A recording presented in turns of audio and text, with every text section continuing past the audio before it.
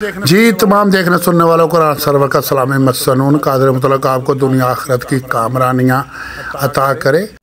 जी दोस्तों, आज मैंने एक बड़े अहम टॉपिक पर बात करने लगा हूँ। पाकिस्तान और इंडिया के दरमियान दोनों ममालिक में जमहूरियत है, आमरीत है, और आमतौर पर यह सुना और कहा जाता है इंडिया के अंदर मुसलसल जमहूरियत है और जिसकी वजह से वो बहुत आगे निकल गया और बहुत तरक्की कर गया, और पाकिस्तान में आमरीत रही जिस वजह से ये पीछे रह गया, और मगरब में जमहूरियत है वो बड़ा तरक्की कर गया। तो मैं इस पर बात करने लगा हूँ।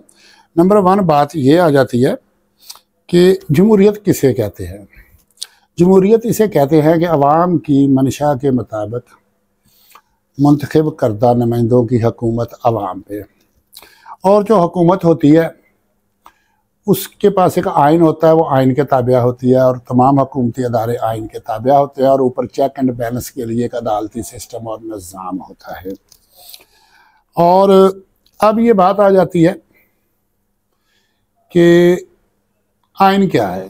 आइन वो होता है जिसे हुकूमती नुमाइंदे अपने मफाद के लिए, अवाम के मफाद के लिए, या किसी के भी मफाद के लिए या नुकसान के लिए जब जिस वक्त जब चाहें उसे तब्दील करने का अख्तियार रखते हैं। अब बात सबसे पहले मैं करूँगा इंडिया की। इंडिया में जमहूरियत है या आमरीत है, लेकिन मेरी रिसर्च और तहकीक के मुताबिक वहाँ आज तक जमहूरियत नहीं आई। ये बड़ा हैरान कौन लफ्ज़ होगा, लेकिन मेरी वीडियो देखने के बाद आपको पता चल जाएगा कि फिर भी इतफाक़ करना होगा इतफाक़ कर लेना, लेकिन मेरे पास दलाइल है, मैं वो देता हूँ। वहाँ की आवाम का जो माइंड सेट है वो जमहूरियत नहीं। जमहूरियत और आमरीत किसे कहते हैं? अवामी माइंड सेट को, अवामी सोच को, चंद ऊपर बैठे अफराद के अमल को जमहूरियत नहीं कहते। पूरी की पूरी नीचे जो अवाम है ना, उनका जो माइंड सेट है, जो सोच है उनकी, उसे जमहूरियत या आमरीत कहा जाता है। इंडिया की जो अवाम है उनका जो माइंड सेट है, वो लोग वाबस्ता हैं मंदिर के, और मंदिर की सोच ने वहाँ ये है कि जो भी उनमें कोई नुमाया हो या फ़क़ीयत रखता हो उसे वो एक भगवान का दर्जा दे देते हैं।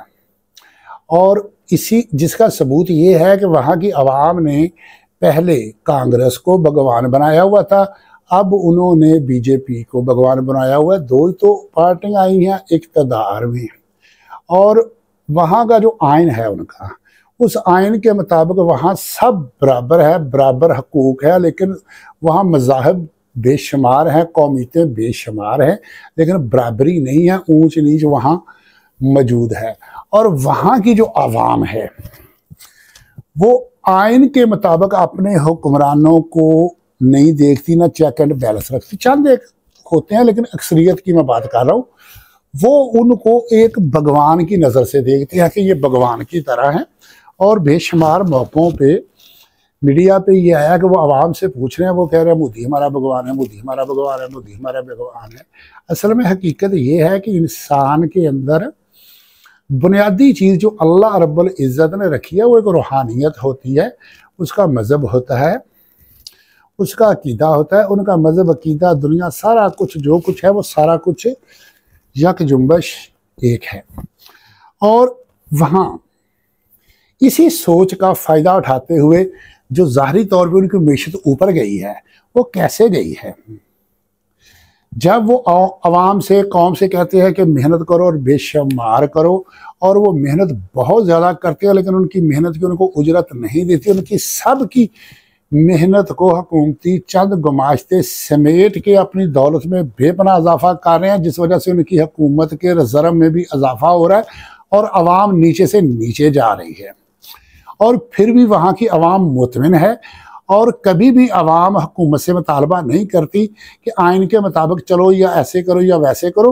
वो यही समझते हैं कि ये हमारे भगवान हैं, और भगवान का हर कौल और फेल उनके लिए आखिरत की निजात का दर्जा रखता है। और उनके अकीदे में है कि बड़ों की बात को मानना, वो आइन शाइन की बात नहीं करते, ना मुतालबा और तकाजा करते हैं।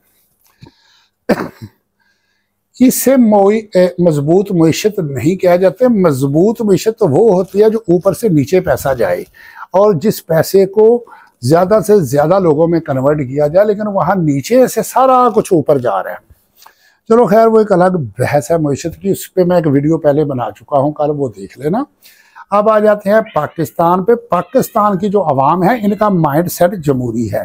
जैसे इंडिया का आमराना सोच है अवाम की, इसी तरह पाकिस्तान की अवाम की सोच जमहूरियत वाली है। और वो कैसे है? वो इस तरह है कि पाकिस्तान की अवाम एक अल्लाह, एक नबी सल्लल्लाहु अलैहि वसल्लम और एक किताब के मानने वाले हैं। ये अपना रूहानी रिश्ता अपने दीन और मज़हब से रखते हैं और ये हुकूमत को, हुक्मरानों को, जमहूरियत को, इसको एक दुनियादारी समझते हैं, दुनियावी सिस्टम और निज़ाम को समझते हैं कि दुनियावी सिस्टम और निज़ाम चलाने के लिए एक जमहूरियत है, दीन अलग है, जमहूरियत अलग है। क्योंकि अल्लामा इकबाल के बारे में जो कहा जाता है, जिससे ये कौम को बेवकूफ़ी बनाते हैं, जुदा हो अगर दीन से, दीन सियासत से तो रह जाती है चंगेज़ी। उन्होंने ये कहा है कि दीन सियासत से अलग हो तो चंगेज़ी रह जाती है। ये तो नहीं कहा कि दीन जमहूरियत से अलग हो तो चंगेज़ी रह जाती है। हमारे मुल्क में ये देखो, हमारे हुक्मरान और बड़े बड़े तबके अक्सर इस बात को तस्लीम करते हैं कि हमारी कौम चैरिटी बहुत करती है, खराज बहुत करती है, सदकात बहुत करती है, लेकिन टैक्स नहीं देते। वो टैक्स को समझते हैं दुनियावी अमूर और चैरिटी को समझते हैं अपनी आखिरत के लिए। और आखिरत को वो अलग से अपनी ज़िंदगी को गुजार रहे हैं और दुनिया को अलग से गुजार रहे हैं। जब इनको ये बताया गया है कि ज़िंदगी दुनिया की आर्जी है और आर्जी के लिए तो फिर वो आर्जी काम ही करेंगे। तो आमरीयत किसे कहते हैं? आमरीयत होता है फ़र्द वाहिद की ख्वाहिशात की तकमील। जैसे हिटलर था, उसकी जबलत में कुछ इस तरह का था कि उसने लाखों यहूदी मरवा दिए। किसी ने ना पूछा असल हकीकी तौर पे, और कौम की तईद भी हासिल थी। ये था हमारे मुल्क में अगर चंद एक मार्शल्ला आए हैं तो अवाम की तईद से नहीं आए, ना अवाम ने एक्सेप्ट किया है। और कोई भी आने वाला आमर अपना एजेंडा अवाम से नहीं मनवा सका। अयूब खान नहीं मनवा सका। जब कौम ने चाहा उठा के फेंक दिया। ज़ियाउल हक आया। ज़ियाउल हक मुल्क के अंदर इस्लाम नाफज करना चाहता था। सारे फ़िरके उठ के खड़े हो गए कि हमारा करो, हमारा करो।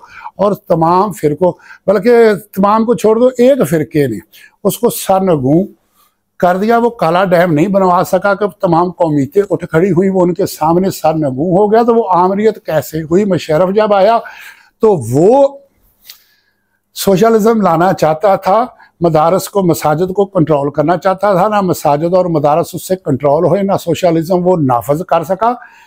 तो वो भी अपने मकासद में नाकाब लौटा है। अब आ जाते हैं कि मुसलमान ममालिक पीछे क्यों हैं और मगरब आगे क्यों है। मगरब वालों का दीन, दुनिया से जो कुछ भी है, इंसान के अंदर जितना कुछ भी है, वो सारा उनकी हुकूमत, उनकी कौम और मुल्क की हद तक है। वो अपना तन मन धन सारा कुछ जो है वो अपनी कौम मुल्क के लिए लगाए जा रहे हैं, इसलिए वो आगे बढ़ के जा रहे हैं। अब मुसलमानों के लिए दो रास्ते हैं, एक आखिरत का है, एक दुनिया का है। इन दोनों को अलग कर दिया गया और पूरी मुसलमान कौम, मैं पाकिस्तान की बात नहीं करूँगा, पूरी दुनिया के मुसलमानों की बात करूँगा। ये बुनियादी तौर पे इस्लाम को पसंद करते हैं, इस्लामी अमूर को पसंद करते हैं। तुर्की के उर्दवान ने वहाँ इस्लामी टच दिया, इस्लामी काम किए, कौम ने उसको सर आंखों पे बिठाया, वहाँ की मुईशत को वो बहुत आगे ले गया। लेकिन फ़लस्तीन के मौके पे उसका कमज़ोर स्टैंड जब हुआ, कौम ने उसकी मुआशी तरक्कियों को नज़रअंदाज करते हुए उसकी तमाम तर सलाहियतों को पसे पुश्त डालते हुए उठा के बाहर फेंक दिया। हमारे मुल्क में आज तक जितने भी हुक्मरान आए हैं वो 2 पार्टियां थी, फिर 3 पार्टियां थी, और बार बार अवाम ने इस्लाम के नाम पे धोखा खाया है।